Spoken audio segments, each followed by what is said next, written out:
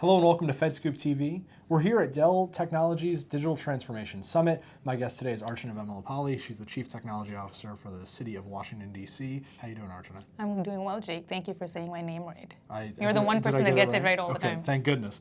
I do my best. We always try to treat everyone well. So Archana, what does digital transformation look like in 2017? So I don't know if it's specific to a year. I think what we need to get into the mindset of is transformation has to be a constant, because you always want to be looking at your existing environment, how you're providing services, and all our services are digital services, but how do we continue to improve on what we're doing, and how do we look at the different advances in technology, different trends that we're seeing, different sort of lessons that we're seeing people go through as they do their processes, and improve our own environment better. So for us, I think in the city, our goal is to continually push that envelope, right? We want to make sure from a resident standpoint, we're more proactive and less reactive. And if we're reactive in a delayed fashion, the pace of how quickly we react improves. That the experience, anytime you transact in a traditional way with the government or in any other way, your experience is positive. And that when you come into the city, there's a certain set of services that you expect that you get. And that sets your bar of what a city should be. That's outstanding. And what's one way that we could revolutionize the way that government does business? It's a big question. So I think if government really wants to revolutionize the way they do business, they really need to look at technology leadership and their investment in technology leadership. Because the really successful organizations out in the world have been successful because they have recognized and truly leveraged technology in the right way. All of us make extensive investments in technology. We haven't been able to fully utilize it or drive that implementation because that kind of backing hasn't existed.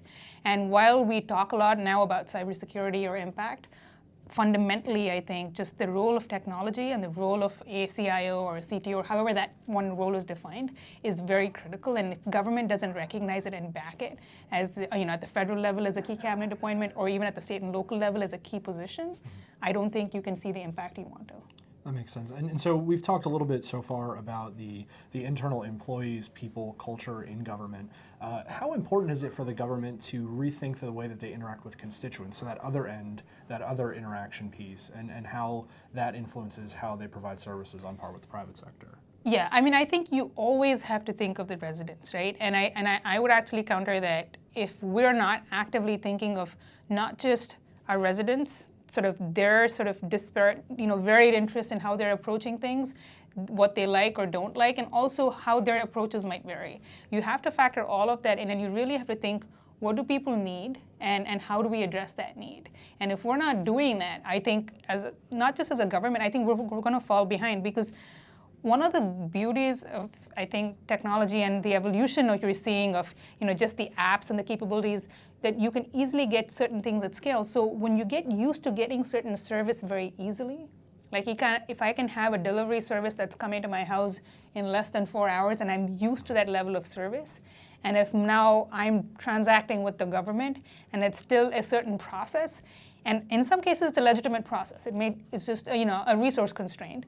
But if that's not communicated to me clearly and in a way that I understand, then that sort of growing dissatisfaction with government comes. So I think it's very, very more important, in fact, now more than ever, for government to be very plugged in with residents. I think they always were, but now you have to plug in beyond the are you unhappy? Call 311, right? It's very transactional. And I think you need to look at sentiment. You need to look at what people are saying, even when they're not saying it directly to you, right? What are they taking away when they leave the city?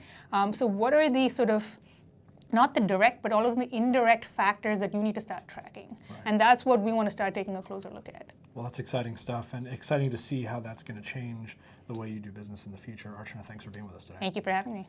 For more about what Archana is working on in the great city of Washington, D.C., check out statescoop.com. I'm Jake Williams here with FedScoop TV. Thanks for watching.